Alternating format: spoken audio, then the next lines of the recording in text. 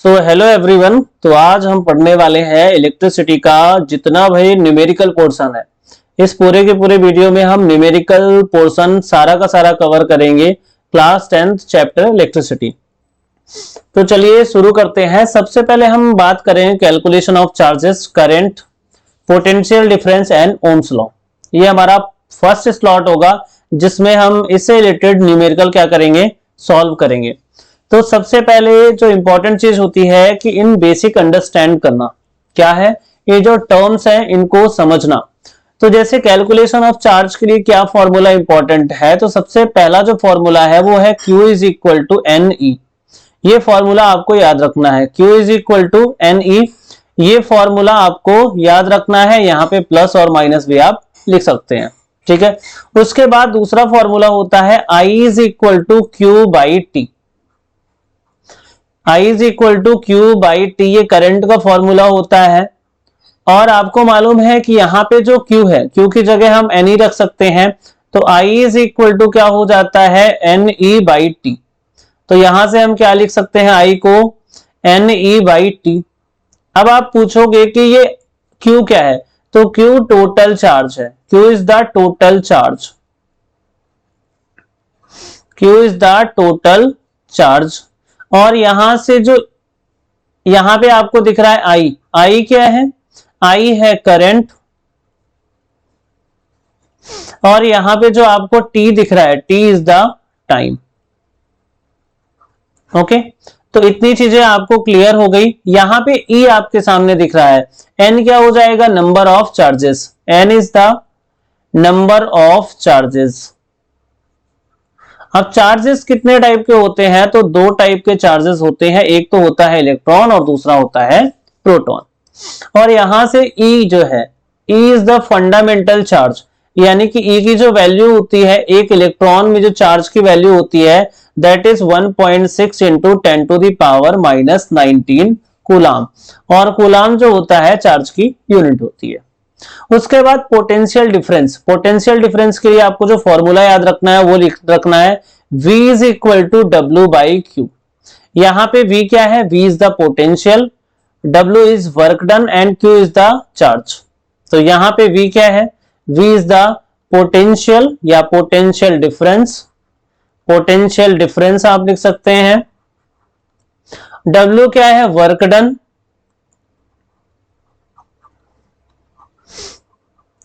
और Q क्या है, यहां पे चार्ज, जिस चार्ज को हम क्या कर रहे हैं, एक पॉइंट से दूसरे पॉइंट में मूव कर रहे हैं, या एक जो जगह है किसी भी चार्ज के चारों तरफ एक स्पेस होता है जिसे हम क्या बोलते हैं, इलेक्ट्रिक फील्ड बोलते हैं बेसिकली।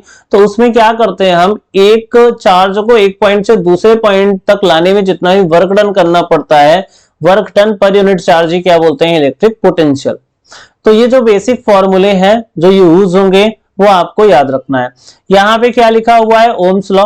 ओम्स लॉ क्या होता है, V is proportional to I या V is equal to IR।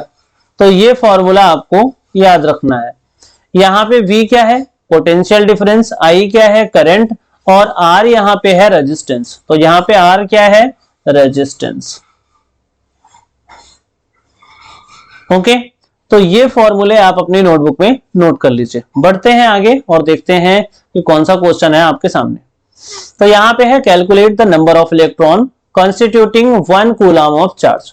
तो आपको बताना है कि कितने number of electron 1 coulomb charge को कॉन्स्टिट्यूट करेंगे या बनाएंगे, यानी कि 1 कूलम चार्ज में कितने नंबर ऑफ चार्जेस होते हैं, कितने नंबर ऑफ इलेक्ट्रॉन्स होते हैं।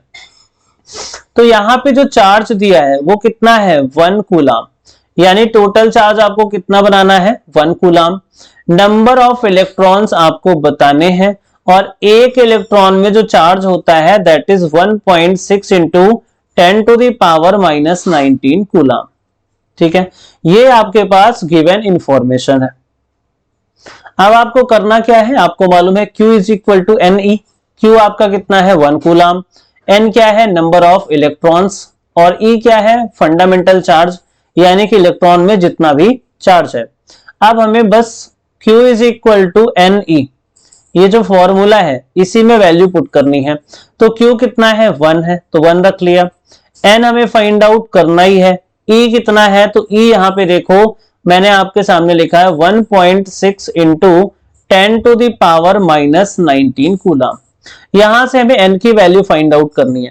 तो इस पूरे के पूरे कंटेंट को हम क्या कर सकते हैं, इधर जाएगा तो ये डिवाइड हो जाएगा, यानी कि N की जो वैल्यू आ जाएगी वो आ जाएगी 1 divide by 1.6 into 10⁻⁻19।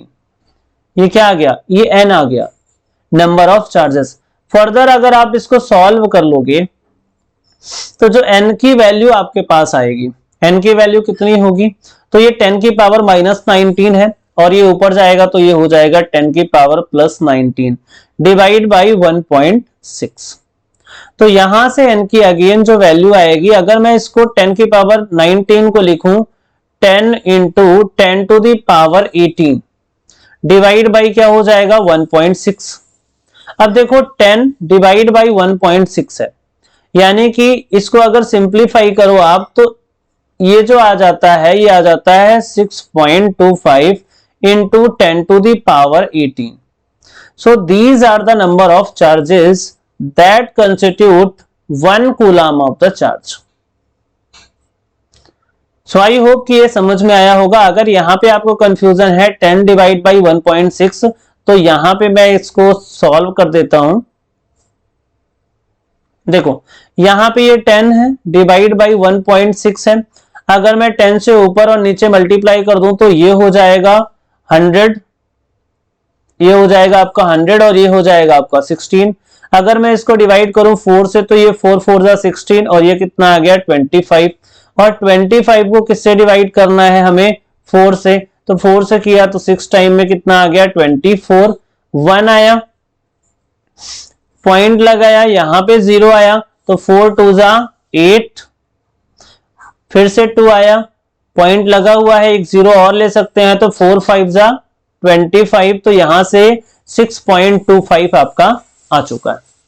Okay, so this is the process to find the number of electrons constituting 1 coulomb of charge. बढ़ते हैं अपने अगले क्वेश्चन की तरफ। यहां पे क्वेश्चन ये है कि how much work is done in a moving a charge of magnitude 3 coulomb across 2 points having a potential difference of 12 volt। यानी कि क्वेश्चन ये कहता है कि कितना वर्क करना पड़ेगा किसी भी चार्ज को मूव करने के लिए 2 पॉइंट के बीच में जिसका मैग्नीट्यूड कितना है 12 वोल्ट है, पोटेंशियल डिफरेंस कितना है 12 वोल्ट है, चार्ज खुद कितना है 3 कूलम है। तो सबसे पहले हम लिखेंगे Q is equal to 3 coulomb, ठीक है। पोटेंशियल डिफरेंस V कितना है आपका, तो 12 वोल्ट। आपको निकालना क्या है, W आपको निकालना है, यानी कि वर्क डन निकालना है। ये सारी की सारी क्या है, गिवन इंफॉर्मेशन है बाय द क्वेश्चन। अब आपको करना क्या है, अब आपको फॉर्मूला कौन सा यूज करना है वो इंपॉर्टेंट है। तो इसमें जो फॉर्मूला यूज करेंगे वो फॉर्मूला यूज करेंगे V is equal to W by Q। ये फॉर्मूला है जो हमें इसमें यूज करना पड़ेगा। अब फर्दर प्रोसेस करते हैं इसको और देखते हैं क्या रिजल्ट आएगा। तो V is equal to W by Q। अब आपको निकालना क्या है W, तो W इज इक्वल टू क्या हो जाएगा V इंटू Q। तो W यहां से V आपका कितना है, तो V आपका 12 वोल्ट है, तो यहां पे 12 लिख लो, और Q कितना है, तो Q यहां पे कितना है 3 है, तो यहां से W कितना आ जाएगा 12 3 36, और 36 क्या हो जाएगा, वर्क डन है तो joule. So work done is 36 joule. बहुत आसान सा क्वेश्चन है, बस आपको मेन की पॉइंट क्या याद रखना है, V is equal to W by Q। This formula is very important while solving this type of questions। Okay, बढ़ते हैं अगले क्वेश्चन की तरफ, और अगला क्वेश्चन है calculate the number of electrons that would flow per second through the cross section of wire when 1 ampere current flows in it। यानी कि यहां पे जो करंट है वो करंट कितना है 1 एम्पियर है, करंट की वैल्यू कितनी है 1 एम्पियर है।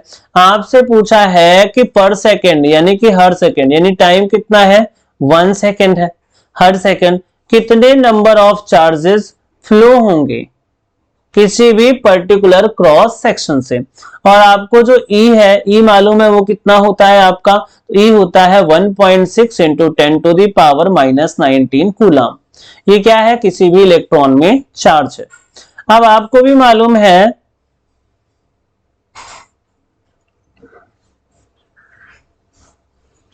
कि आई करंट से रिलेटेड क्वेश्चन है, तो आई इज इक्वल टू क्या लिखेंगे, Q बाई टी।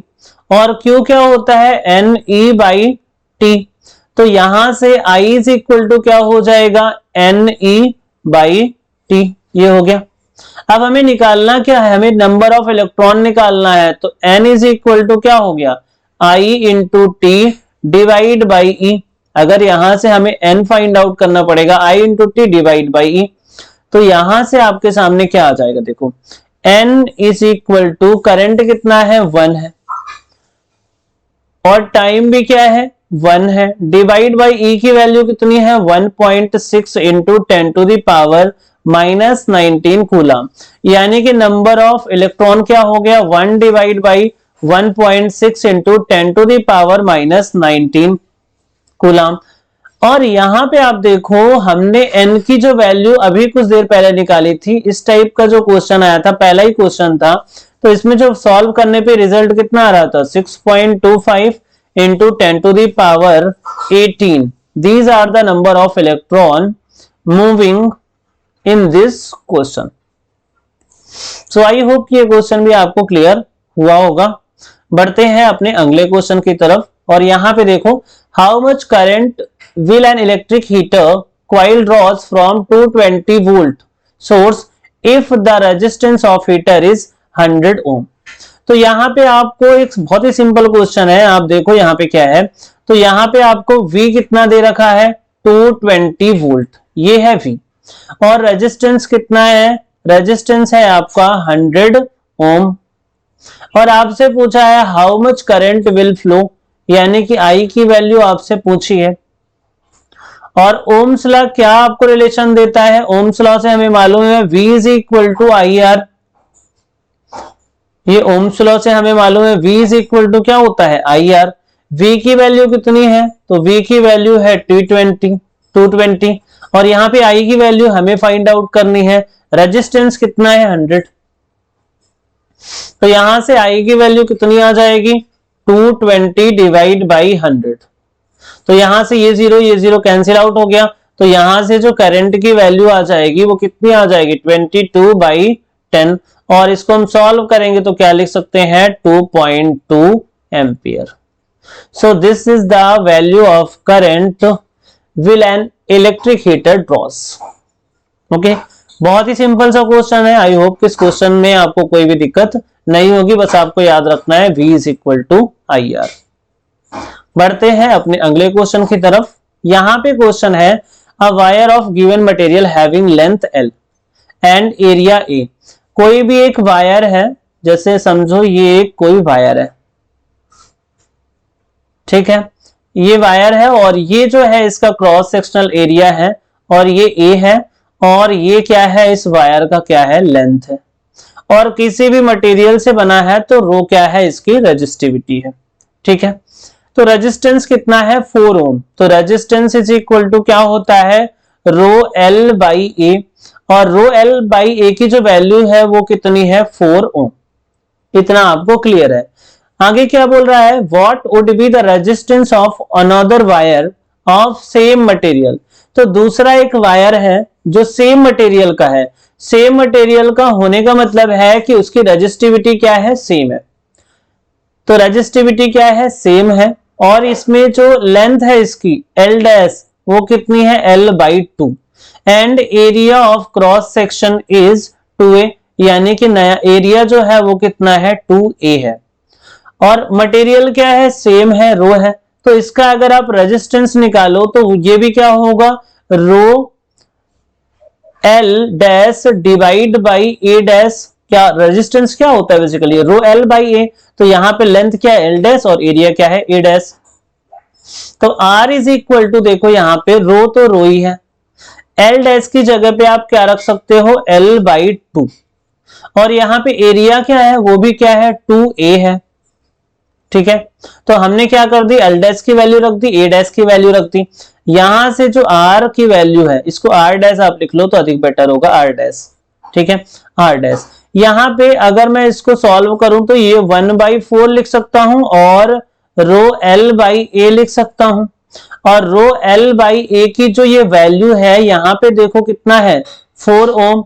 तो यहाँ पे R dash is equal to कितना हो गया, इस जगह हमने क्या रख दिया 4 और नीचे तो 4 है ही, तो 4 डिवाइड बाई 4, तो न्यू रेजिस्टेंस कितना आ जाएगा 1 ओम। तो जो ये दूसरा वाला वायर है इसका रेजिस्टेंस कितना होगा, तो इसका रेजिस्टेंस होगा 1 ओम। आई होप कि ये क्वेश्चन आपको समझ में आया होगा। अब इस वाले क्वेश्चन में जो की पॉइंट्स आपको याद रखना है वो याद रखना है, की पॉइंट्स में लिख देता हूं, R is equal to rho L by A. यहां पे जो R क्या है, रेजिस्टेंस है, रो क्या है, रेजिस्टिविटी है, L क्या है, लेंथ ऑफ द मटेरियल है, A क्या है, एरिया ऑफ क्रॉस सेक्शन है। ठीक है, बढ़ते हैं अगले क्वेश्चन की तरफ। तो यहां पे पिछले क्वेश्चन से ये क्वेश्चन लिंक है। So on what factor does the resistance of conductor depends. तो किसी भी कोई भी क्या बोलते हैं, रेजिस्टेंस, किसी भी कंडक्टर का रेजिस्टेंस किस फैक्टर पे डिपेंड करता है, तो आपको 4 फैक्टर याद करने हैं, length of the conductor, area of cross section, nature of material and temperature of the conductor. तो इन 4 फैक्टर्स पे रेजिस्टेंस क्या करता है, डिपेंड्स करता है। लेंथ के साथ तो इसका डायरेक्ट रिलेशन होता है और एरिया के साथ इसका इनवर्स रिलेशन होता है, ये भी आपको याद रखना है। रेजिस्टेंस क्या होता है, opposition offered by a material और ड्यूरिंग फ्लोइंग ऑफ चार्जेस या flowing of current. Okay, resistance की एसआई यूनिट क्या होती है, ओम, क्योंकि ओम साहब ने ओम लॉ दिया था और उसी के बाद क्या आया, रेजिस्टेंस आया, उन्होंने रेजिस्टेंस को डिफाइन किया। और जो स्पेसिफिक रेजिस्टेंस या रेजिस्टिविटी होता है वो होता है रो, और इसकी एसआई यूनिट क्या होती है, तो इसकी एसआई यूनिट होती है ओम मीटर। ये किसकी यूनिट है, रेजिस्टिविटी की है। और रेजिस्टिविटी 2 चीजों पे डिपेंड करता है, एक तो मटेरियल और दूसरा होता है टेम्परेचर। सो आपको ये भी याद रखना है कि रेजिस्टिविटी और रेजिस्टेंस किस चीजों पे डिपेंड करते हैं। बढ़ते हैं अपने अगले फॉर्मेट की तरफ। तो हमने फर्स्ट स्लॉट में कुछ क्वेश्चंस किए, अब हम जो क्वेश्चन करने वाले हैं वो कॉम्बिनेशन ऑफ रेजिस्टेंस से होंगे। ठीक है, कॉम्बिनेशन ऑफ रेजिस्टेंस यानी कि मान लो आपके पास ये एक रेजिस्टेंस है, ये 2 रेजिस्टेंस है और ये 3 रेजिस्टेंस है। इसकी वैल्यू मान लो R1 है, इसकी वैल्यू मान लो R2 है और इसकी वैल्यू मान लो R3 है। अब हम इसको 2 तरीके से अरेंज कर सकते हैं, जोड़ सकते हैं, कंबाइन कर सकते हैं। एक तो हम इसको सीरीज में कनेक्ट कर सकते हैं और दूसरा इसको हम पैरेलल में कनेक्ट कर सकते हैं। तो जब हम इसको सीरीज में कनेक्ट करते हैं तो इसे बोलते हैं एंड टू एंड कनेक्शन, यानी कि जो पहला वाला रेजिस्टेंस है उसका दूसरा वाला एंड दूसरे वाले रेजिस्टेंस के पहले वाले एंड से कनेक्ट करना है। अब दूसरे वाले रेजिस्टेंस का दूसरा एंड तीसरे वाले रेजिस्टेंस के पहले वाले एंड से कनेक्ट करना है। ठीक है, आप समझ गए, ये वाला एंड इससे कनेक्ट करेंगे, ये वाला एंड इससे कनेक्ट करेंगे, तो ये कुछ ऐसा बन जाएगा। अब यहां पे क्या करना होता है, यहां पे जस्ट सपोज हमने एक बैटरी लगा दी V पोटेंशियल की, ठीक है, और यहां पे एक स्विच लगा दिया और इसको इस साइड से क्या कर दिया, कनेक्ट कर दिया।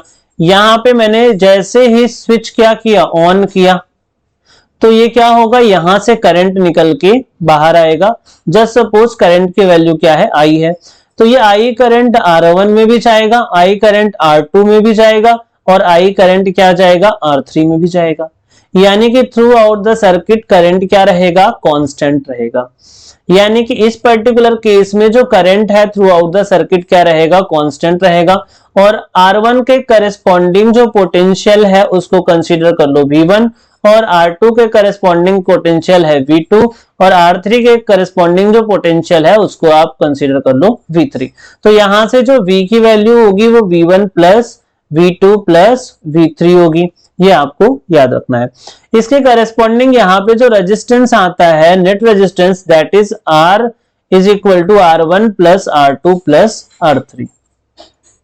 तो ये सीरीज का फॉर्मूला है नेट रेजिस्टेंस का, R is equal to R1 plus R2 plus R3। अगर इन्हीं तीन रेजिस्टेंसेस के तीनों एंड को ऐसे लाके मैं रख दूं, ऐसे रख दिया तीनों रेजिस्टेंसेस को, ठीक है, और इसका ये वाला पॉइंट, तीनों रेजिस्टेंसेस का एक पॉइंट पकड़ के यहां पे मैंने बोल दिया पॉइंट ए, और इन तीनों के ये वाले एंड को हमने यहां पे बोल दिया और बोल दिया पॉइंट बी। तो जब दो पॉइंट के बीच में मल्टीपल रेजिस्टेंसेस कनेक्ट होते हैं तो उस वाले कनेक्शन को बोलते हैं हम पैरेलल कनेक्शन। और हमारे घरों में यही कनेक्शन होता है, R1 R2 R3, क्योंकि यही कनेक्शन होगा तभी हम दो पॉइंट के बीच का जो पोटेंशियल डिफरेंस है वो मेंटेन रख पाएंगे। तो यहां पे जस्ट सपोज हमने लगा दिया एक बैटरी और ये है हमारा स्विच। अब जैसे ही हम इस स्विच को ऑन करेंगे यहां से करंट आई तुरंत फ्लो होगी, और ये करंट पहले तो यहां तक ए पॉइंट तक तो आई ही रहेगी, जैसे ही ए पॉइंट पे आएगी तो इसके तीन टुकड़े हो जाएंगे इस करंट के, I1 करंट इधर निकल जाएगी, I2 करंट इधर निकल जाएगी, I3 करंट इधर निकल जाएगी। तीनों करंट आएंगी और बी पॉइंट पे फिर से क्या हो जाएंगी, मिल जाएंगी, और फिर इधर करंट ये क्या हो जाएगी, आई हो जाएगी। तो यहां पे इस वाले केस में याद रखना है I इज इक्वल टू क्या होता है, I1 plus I2 plus I3। और यहां से जो नेट रेजिस्टेंस आता है पैरेलल के केस में वो होता है 1/R is equal to 1/R1 plus 1/R2 plus 1/R3। तो ये बेसिक चीजें थी, मैंने आपको बता दी। डायरेक्ट मैं क्वेश्चन भी करवा सकता था बट मैंने यहाँ पे कुछ आपको आइडिया दिया। तो जब भी आपको मैक्सिमम रेजिस्टेंस, जैसे मान लो नंबर ऑफ रेजिस्टेंसेस आपको गिवन है, ठीक है, समझो यहां पे मान लो नंबर ऑफ रेजिस्टेंसेस आपको गिवन है और आपको बताना है कि मैक्सिमम और मिनिमम रेजिस्टेंस कब मिलेगा। तो आपको क्या करना है, मैक्सिमम के केस में सारे रेजिस्टेंसेस को क्या कर देना है, सीरीज में कनेक्ट कर देना है, और मिनिमम के केस में सारे रेजिस्टेंसेस को पैरेलल में कनेक्ट कर देना है। अब यहां पे एक क्वेश्चन है, how can 3 resistors of resistance 2 ohm 3 ohm and 6 ohm be connected, जिससे कि हमें टोटल रेजिस्टेंस 4 ओम मिल सके और 1 ओम मिल सके। सिंपली आप सोचो, यहां पे एक रेजिस्टेंस है जिसकी वैल्यू है 2 ओम, दूसरा रेजिस्टेंस है जिसकी खुद की वैल्यू है 3 ओम, और तीसरा रेजिस्टेंस है जिसकी खुद की वैल्यू है 6 ओम। हमें कनेक्ट करके एक बार 4 ओम लाना है और दूसरी बार 1 ओम लाना है, ठीक है। अब आप समझो इस क्वेश्चन को, अगर मैं इसको सीरीज में कनेक्ट कर दूं सारे रेजिस्टेंसेस को, तो सीरीज का फॉर्मूला मैंने क्या बताया, R net is equal to कितना होता है, R1, ये मान लो R1 है, ये मान लो आपका R2 है, और ये मान लो आपका R3 है। तो अगर मैं तीनों को सीरीज में कनेक्ट कर दूं तो मेरा रिजल्ट कितना आएगा, R1 plus R2 plus R3, यानी 2 प्लस 3 प्लस 6, और ये 2 और 3 मिलकर क्या हो गए 5, और 6 5 11 ओम हो गया। यानी कि हम सीरीज में तो कनेक्ट नहीं कर सकते। अब अगर मैं इनको पैरेलल में कनेक्ट कर दूं तो ये 1/R इज इक्वल टू क्या हो जाएगा, 1/R1 यानी 1/2 प्लस 1/R2 1/3 प्लस 1/R3 कितना 6। तो अगर मैं इसको फर्दर सॉल्व करूं तो 1/R दैट इज एलसीएम लिया 6 आ गया, 2 से इसको किया तो 3 यहां पे आ गया, 3 से किया तो 2 आ गया, और 2 6 से किया तो 1 आ गया। तो यहां पे ये क्या हो गया 6/6, और 6/6 किया तो ये आ गया 1। तो यहां पे रेजिस्टेंस क्या आ गया है 1। तो देखो अगर तीनों को मैं पैरेलल में कनेक्ट कर दूं तो हमें कितना मिल जाएगा, 1 ओम रेजिस्टेंस मिल जाएगा। इतना तो आपको क्लियर हो गया। एक तो फंडा सीरीज और पैरेलल से ही आ गया। ये क्या है, तीनों को हमें क्या करना है, पैरेलल में कनेक्ट कर देना है। पैरेलल में कैसे कनेक्ट करोगे, तो यहां पे एक रेजिस्टेंस हो गया, दूसरा ये रेजिस्टेंस हो गया, और तीसरा ये रेजिस्टेंस हो गया। तीनों को ऐसे मैंने कनेक्ट कर दिया तो ये हो गया पैरेलल कॉम्बिनेशन, और आपका जो नेट रेजिस्टेंस होगा वो कितना आ जाएगा 1 ओम। तो ये हो गया 2 ओम, ये हो गया 6 ओम, और ये हो गया 3 ओम। ठीक है, अब हमें क्या चाहिए, 4 ओम रेजिस्टेंस चाहिए। तो 4 ओम रेजिस्टेंस के लिए आप सोचो, मान लो ये वाला 2 है, ये 2 ओम हो गया, और इसके साथ ऐसे मैंने दो पैरेलल में कनेक्ट कर दिए। ठीक है, ये हो गया आपका 2 ओम इधर हो चुका है, 3 बचा और 6 ओम बचा। ठीक है, तो इन दोनों को अगर पैरेलल वालों को कनेक्ट करके अगर 2 आ जाए तो ये 2 है, सीरीज में हो जाएंगे, तो कितना आ जाएगा आपका 4 ओम। तो देख लो 3 और 6 के पैरेलल में कनेक्ट करने से आपका 2 ओम आता है कि नहीं आता। तो देखो 1/r that is equal to 1/3 प्लस 1/6, एलसीएम लिया तो कितना हो गया ये 6, और यहां से 3 से किया तो ये 2 बार गया, और 6 को एक बार, ये एक बार हो गया। तो 1/r कितना आ गया आपका 3/6, तो ये कितना आ गया आपका 1/2, तो रेजिस्टेंस कितना आ गया 2 ओम। यानी कि इस 3 को और इस 6 को सॉल्व करोगे तो कितना आ जाएगा 2 ओम, और ये 2 ओम के साथ क्या है, सीरीज में है, तो नेट रेजिस्टेंस कितना आ जाएगा आपका 4 ओम। सो आई होप कि ये क्वेश्चन आपको समझ में आया है, और ये क्वेश्चन थोड़ा सा ट्रिकी है, आपको सोचना पड़ेगा कि कैसे इसको कनेक्ट करेंगे। सेम क्वेश्चन है, जैसे पहला क्वेश्चन था ना, वैसे ही सेम क्वेश्चन है। अब हमें इस वाले क्वेश्चन में मैं चाहूं तो आपको एक बार ट्राई कर सकते हो, आप वीडियो को पॉज करो और इसको ट्राई करो, उसके बाद हम डिस्कस करते हैं। ठीक है, चलो देखो, इसमें लिखा है कि so how you would connect 3 resistor of each resistance 6 ohm. 3 resistor हैं आपके पास, ये 6 ओम है, दूसरा भी क्या है 6 ओम, और तीसरा भी क्या है 6 ओम। इन तीनों को कनेक्ट करना है, और एक बार तो आप निकालो 9 ओम और एक बार निकालो 4 ओम। देखो, तो अगर मैं इन तीनों रेजिस्टेंसेस को सीरीज में कनेक्ट कर दूं तो कितना आ जाएगा 6, 12 और ये 18, तो 18 आ जाएगा सीरीज पे कनेक्टेड करने पे। और अगर पैरेलल में कनेक्ट कर दूं तो ये 6/3 यानी कि 2 ओम आ जाएगा। ना तो 2 ओम निकालना है, ना तो 18 ओम निकालना है। तो अब हमें मिक्स करना पड़ेगा, कुछ को सीरीज में करना पड़ेगा, पैरेलल करने पड़ेगा, फिर पैरेलल और फिर सीरीज। तो देखो, एक कॉम्बिनेशन तो ये बन सकता है, देखो आप, एक ये हो गया,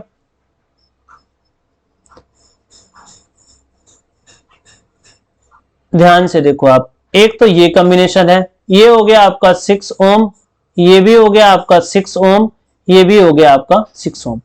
अगर मैं इसको सॉल्व करूं तो ये वाला 6 और ये वाला 6 दोनों के दोनों रेजिस्टेंस क्या है, सेम है, दोनों पैरेलल में है, और इनका नेट रेजिस्टेंस कितना आ जाएगा 6/2 यानी कि 3।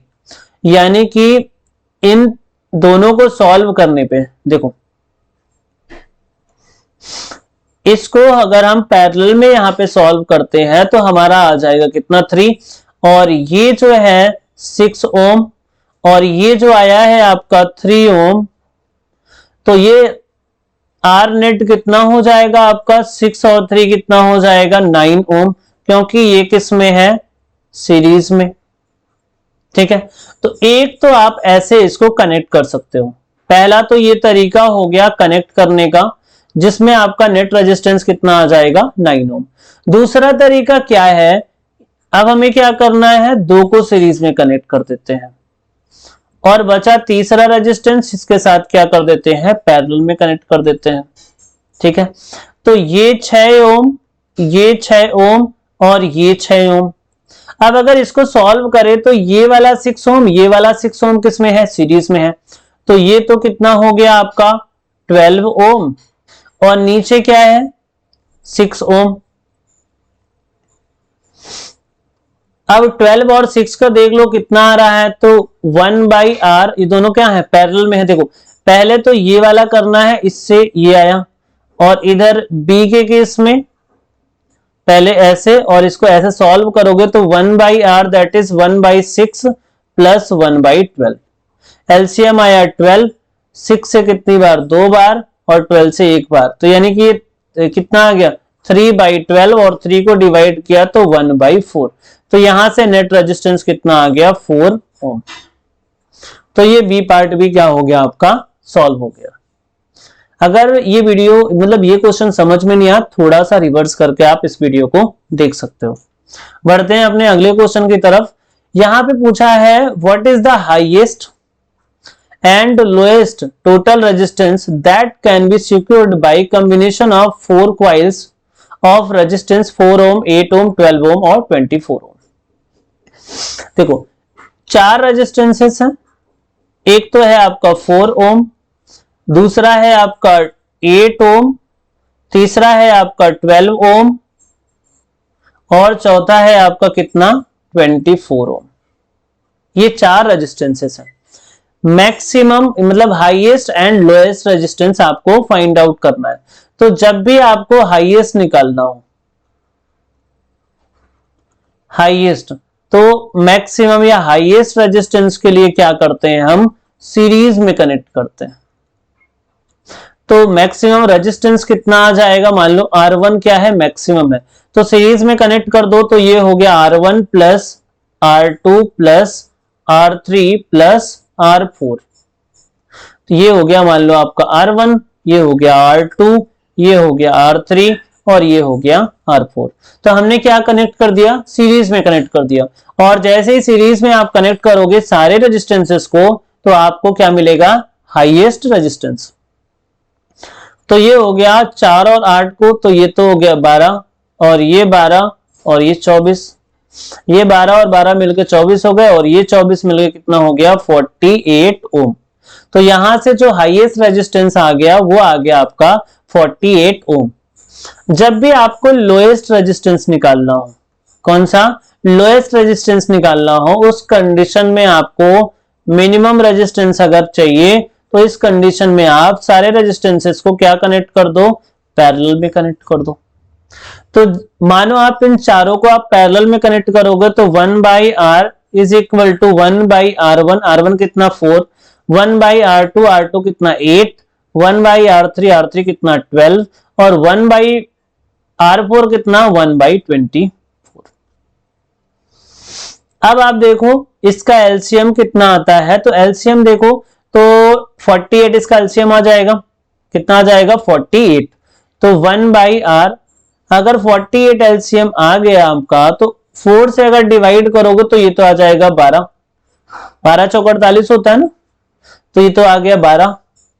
उसके बाद ये कितना आ गया 8 से 8 छंगे 48, प्लस 12 से कितनी बार, 12 से 4 बार, 12 चौक 48, और यहां से 24 से 2 बार। ठीक है, तो फाइनली आपका जो नेट रेजिस्टेंस निकल के आएगा 1/R इज इक्वल टू, ये हो गया 12 और 12 6 18, 18 और 2 करोगे तो कितना आ जाएगा 20, और 20 को 4 से ऐड किया तो 24, तो ये हो गया 24/48। ये आ गया एक बार में और ये आ गया 2 बार में। तो R इज इक्वल टू क्या आ गया 2 ओम। तो मिनिमम रेजिस्टेंस कितना आ गया 2 ओम, और मैक्सिमम रेजिस्टेंस कितना आ गया 48 ओम। आपको हमेशा याद रखना है कि मिनिमम रेजिस्टेंस हमेशा सबसे छोटे रेजिस्टेंस से कम आएगा, और मैक्सिमम रेजिस्टेंस हमेशा सबसे बड़े वाले से ज्यादा आएगा। और जब हमें हाईएस्ट या मैक्सिमम रेजिस्टेंस निकालना है तो हम कनेक्ट करेंगे किसमें, सीरीज में। और जब लोएस्ट रेजिस्टेंस निकालना है तो हम कनेक्ट करेंगे पैरेलल में। तो ये जो की पॉइंट्स है ये आपको याद रख लेने हैं। बढ़ते हैं अगले क्वेश्चन की तरफ। A piece of wire of resistance R cut into 5 equal part and these part are then connected in parallel. If the equivalent resistance is R dash, then what is the ratio of R by R dash. एक resistance wire है जिसका खुद का resistance R है, ठीक है। अब इस रेजिस्टेंस वायर के 5 टुकड़े कर दिए, तो हर एक टुकड़े का रेजिस्टेंस कितना होगा R/5। हर एक टुकड़े का रेजिस्टेंस कितना होगा, R/5। इसको कनेक्ट कर दिया सारे टुकड़े को पैरेलल में। तो मान लो 5 टुकड़े आए ऐसे, एक टुकड़ा ये, दूसरा टुकड़ा ये, तीसरा टुकड़ा ये, चौथा टुकड़ा ये और पांचवा टुकड़ा ये। सारे टुकड़ों को क्या कर दिया आपने, पैरेलल में क्या कर दिया, कनेक्ट कर दिया। और सबका रेजिस्टेंस कितना है, तो सबका रेजिस्टेंस कितना है, R/5। इसका भी R/5, इसका भी R/5, इसका भी R/5 और इसका भी R/5। अब बोला है कि इसका जो नेट रेजिस्टेंस है वो R डैश है, यानी कि 1/R dash is equal to 1/R1 and R1 is R/5। तो ये R हो गया और डिवाइड बाई 5 और 5 पहुंच जाएगा ऊपर।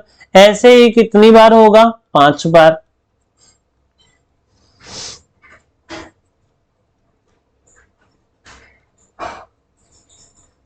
ठीक है, तो यहां से 1/R डैश कितना आ जाएगा आपका, R, और ये 5, 10, 15, 20, 25 हो गया। तो यहां से आपका R/R डैश पूछा है, तो इस R को इधर ले आओ, तो ये हो गया R divide by R dash that is 25 और डिवाइड में लिख लो 1। और ये ऑप्शन आपको दिख रहा है कहीं, तो ये डी ऑप्शन क्या हो जाएगा, करेक्ट हो जाएगा। आंसर कितना आ जाएगा, 25। बहुत ही आसान क्वेश्चन है, बट अगर आप जानबूझ के गलती करना चाहते हो तो फिर तो आपको कोई नहीं रोक सकता। तो प्रैक्टिस करनी पड़ेगी, क्वेश्चन सॉल्व करने पड़ेंगे, तभी फिजिक्स के न्यूमेरिकल होंगे। अदरवाइज आप इधर उधर घूमते फिरते रहो, कोई भी क्वेश्चन नहीं बनने वाला। इसके बाद यहाँ पे थोड़े से टर्म्स हैं, उनको पढ़ लेते हैं। एक तो ये क्या है, V लिखा है, यानी कि ये वोल्ट मीटर है। क्या है बेटा, ये वोल्ट मीटर है। और वोल्ट मीटर क्या होता है, वोल्ट मीटर एक इंस्ट्रूमेंट होता है जो 2 पॉइंट के बीच का पोटेंशियल डिफरेंस मेजर करता है और हमेशा पैरेलल में कनेक्ट किया जाता है। यहाँ पे ये ए लिखा है, तो ये क्या है, अमीटर है। अमीटर एक इलेक्ट्रिकल डिवाइस है, इलेक्ट्रिकल इंस्ट्रूमेंट है जो क्या करता है, किसी भी सर्किट के करंट को मेजर करता है। ठीक है, तो यहाँ पे वोल्ट मीटर की बात करें तो volt meter measure the potential difference between 2 point, potential difference measure करता है। और वहीं अगर एमीटर की बात की जाए तो एमीटर क्या करता है, ammeter measure the electric current in an electric circuit. Volt meter always connected parallel, क्योंकि ये 2 पॉइंट के बीच का क्या निकालेगा, पोटेंशियल डिफरेंस, तो हमेशा इसको पैरेलल में कनेक्ट करते हैं। और अमीटर जो होगा वो 2 पॉइंट के बीच का पोटेंशियल डिफरेंस तो निकालेगा नहीं, वो क्या निकालेगा, पूरे सर्किट का करंट निकालेगा। और सर्किट में जब करंट फाइंड आउट करना होता है तो इसको हम सीरीज में कनेक्ट करते हैं। अगर आपसे पूछे कोई भी आइडल वोल्ट मीटर है, इसका रेजिस्टेंस कितना होता है, तो आपको बोल देना है इनफाइनाइट। और आइडल केस में कोई एमीटर है, इसका रेजिस्टेंस कितना होगा, तो 0। बस आइडल केस एग्जिस्ट नहीं करता, ना तो इनफाइनाइट एग्जिस्ट करेगा और ना तो 0 एग्जिस्ट करेगा। तो यहाँ पे रेजिस्टेंस की वैल्यू मैक्सिमम होनी चाहिए और यहाँ पे रेजिस्टेंस की वैल्यू मिनिमम होनी चाहिए। यानी अमीटर का रेजिस्टेंस बहुत कम होना चाहिए, वोल्ट मीटर का रेजिस्टेंस बहुत ज्यादा होना चाहिए। बढ़ते हैं अपने अगले क्वेश्चन की तरफ। A nichrome wire has a resistance 10 ohm. एक कोई नाइक्रोम की वायर है जिसका रेजिस्टेंस कितना है, 10 ओम है। Find the resistance of another nichrome wire. दूसरी वायर का रेजिस्टेंस बताना है। ठीक है, तो दूसरी वायर का रेजिस्टेंस मान लिया R डैश है। बोला है कि लेंथ जो है 3 टाइम्स है, यानी कि जो नया नाइक्रोम वायर है उसकी लेंथ पुराने वाले की कितनी है, 3 टाइम्स है। मान लो ये कोई रेजिस्टेंस है पहले वाला जिसकी L लेंथ रही होगी और एरिया क्या रहा होगा, A रहा होगा। तो ये जो नई वायर है इसका जो लेंथ है पुराने की 3 टाइम्स है and area of cross section is 4 time of the first, यानी एरिया ऑफ क्रॉस सेक्शन पहले वाले का क्या है, 4 टाइम्स है। ठीक है, पहली वायर है जिसका लेंथ L है, area of cross section A है, रेजिस्टेंस कितना है, 10 ओम है। दूसरी वायर नाइक्रोम की ही है, जिसका खुद का लेंथ पहली वाली का 3 टाइम्स है और area of cross section 4 times है। तो आपको बताना है कि जो ये दूसरी वाली वायर है आर डैश, मतलब दूसरी वाली वायर का रेजिस्टेंस कितना होगा। तो पहली वाली वायर का रेजिस्टेंस है R इज इक्वल टू 10 ओम, और ये 10 ओम कैसे आया होगा, तो ये रो L बाई ए किया होगा तभी तो 10 ओम आया होगा। ठीक है, दूसरी वाली वायर का रेजिस्टेंस R डैश है, और ये R डैश कैसे आएगा, जब रो L dash by A dash करेंगे। R डैश रो तो रो ही है, मटेरियल तो सेम है, लेंथ कितनी है 3 टाइम्स, तो यहां पे हम क्या लिख सकते हैं 3L, और एरिया कितना है 4A, तो यहां पे लिख लिया 4A। अब इसको आप सिंप्लीफाई करोगे तो क्या लिखोगे 3/4 रो L बाई ए, और रो L बाई ए की जो वैल्यू है यहाँ पे कितनी है 10 ओम, तो ये क्या लिख सकते हैं 354 इंटू 10। तो यहां से आपका कैलकुलेशन कितना आ गया 30/4, और 30/4 को अगर आप डिवाइड करो तो ये तो होगा 2 और ये हो जाएगा 15, और 15 का हाफ करोगे तो आ जाएगा 7.4 ओम। तो जो न्यू रेजिस्टेंस है, नई वायर है, उसका रेजिस्टेंस कितना है 7.5 ओम। ठीक है, तो इस तरह से ये आसान सा क्वेश्चन है, बट इतना आसान नहीं है। इसके लिए की कॉन्सेप्ट क्या है, की कॉन्सेप्ट है R is equal to rho L by A. इसको अप्लाई करना अगर आपको आ गया तो ऐसा कोई भी क्वेश्चन नहीं है जो आपसे नहीं बनने वाला है। फिर से वही बात, पढ़ना तो आपको पड़ेगा, बिना पढ़े कुछ भी नहीं होना है, तो पढ़ाई तो करनी पड़ेगी। यहां पे हाउ मेनी 176 ओम रजिस्टर, देखो 176 ओम के बहुत सारे रजिस्टर हैं। ठीक है, कितने रजिस्टर हैं हमें नहीं मालूम, लेकिन किसी भी सर्किट में लगे हैं, और कैसे लगे हैं पैरेलल में लगे हैं, जो क्या देते हैं 5 एम्पियर का करंट देते हैं। उनको कहां लगाया गया है, तो 220 वोल्ट की सप्लाई पे लगाया गया। आपको मालूम है वी आर कितना है आपका, तो आर कितना है 176 ओम के जो रजिस्टर है, इन्हीं को तो आप लगा रहे हो ना, तो ये एक रजिस्टर का रेजिस्टेंस है। अब आप देखो कि हमें कितने रेजिस्टेंस लगाने हैं, नंबर ऑफ रेजिस्टेंसेस कितने लगाने हैं। अब आप देखो यहां से, मान लो V is equal to I R net होता है, नेट रेजिस्टेंस होता है ना यहाँ पे, तो अगर V कितना है 220 और I कितना है 5, तो R नेट कितना है आप देखो, तो ये 5 से इसको डिवाइड कर दिया तो ये कितना आ गया 44। तो नेट रेजिस्टेंस कितना आ रहा है बेटा, यहां पे देखो 44 ओम।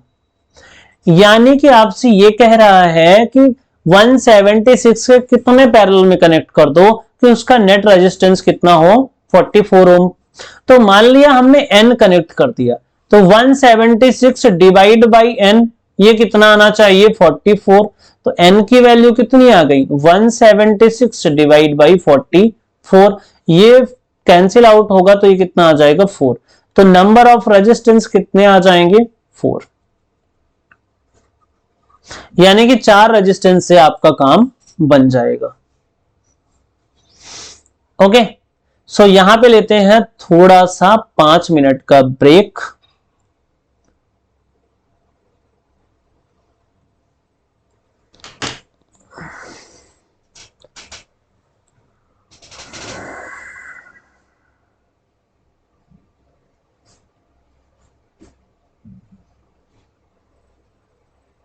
इन्हें थोड़ा पानी लाओ ना यार।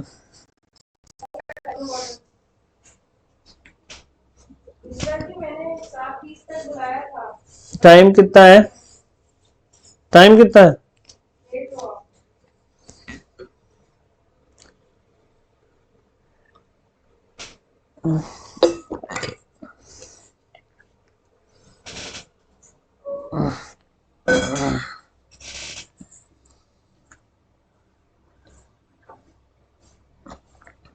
सात 38 हो गया। हम्म,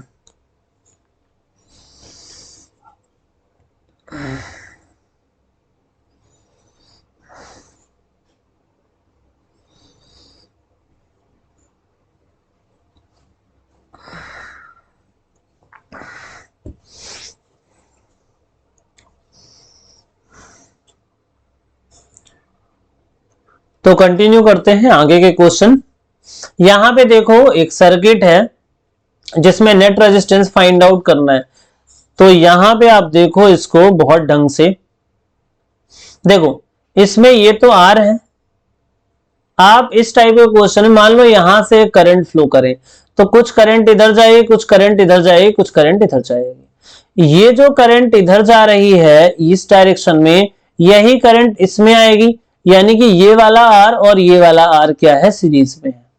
जब सेम करंट फ्लो हो रही हो इसका मतलब सीरीज में है, यानी कि ये करंट जो इधर आ रही है यही करंट आगे बढ़ेगी, तो ये वाला आर और ये वाला आर क्या है, सीरीज में है। और यहां से करंट के 3 टुकड़े हुए हैं, यानी कि इस आर को जोड़ोगे तो क्या आ जाएगा, 2R। ये आर 2R है ही, और इस आर को जोड़ोगे तो ये भी आएगा 2R। ये 2R, ये 2R और ये 2R तीनों क्या है, एक दूसरे के पैरेलल में है। 3 रेजिस्टेंसेस हैं, तीनों सेम वैल्यू रखते हैं, तो 3 से डिवाइड कर दो पैरेलल के केस में, यानी कि 2R/3, यही इसका क्या हो जाएगा, आंसर। देखो कहां पे दिख रहा है, सी ऑप्शन इसका क्या हो जाएगा, करेक्ट ऑप्शन।